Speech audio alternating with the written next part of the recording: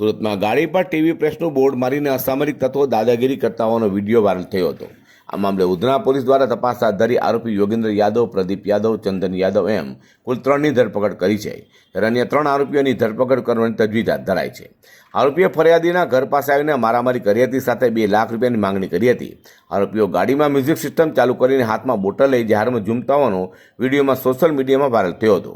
જે viral video બાદ ઉધના પોલીસે ફરિયાદીનો સંપર્ક કર્યો હતો અને ફરિયાદી 3ની ધરપકડ કરી વધુ તપાસ હાથ ધરી છે.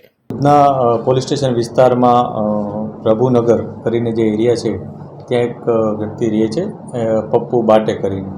એણે એની પડોશમાં રહેતા 2 વ્યક્તિઓ પ્રદીપ યાદવ અને યોગેન્દ્ર દુબે આ એના પડોશી છે અને એના મિત્રો પણ છે.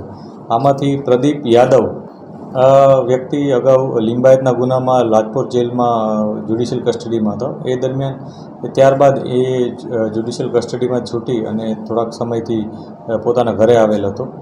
આ દરમિયાન એણે આજેનો ફરિયાદી છે પપ્પુ વાટે, એ ફરિયાદીને આવીને એણે કીધું કે તું મને લાજપોર મળવા કેમ ના આવ્યો હતો, અને એ પ્રકારની એના સાથે તકરાર કરી હતી. તકરાર બાદ એની પાસે 2 લાખ રૂપિયાની માંગણી કરી હતી કે એનો ખર્ચો આટલા દિવસ ત્યાં રહેવાનો થયો છે અને એણે મિત્ર તરીકે પોતે ત્યાં આવ્યો નથી.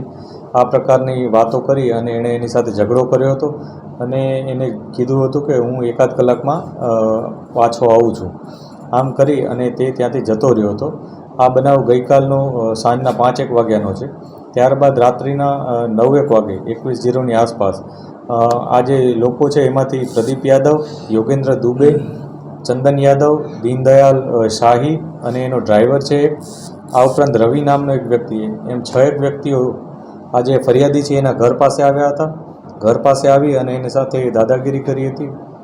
એની પાસે ફરીથી 2 લાખ રૂપિયાની માંગણી કરી હતી અને એનો માર પણ માર્યો હતો.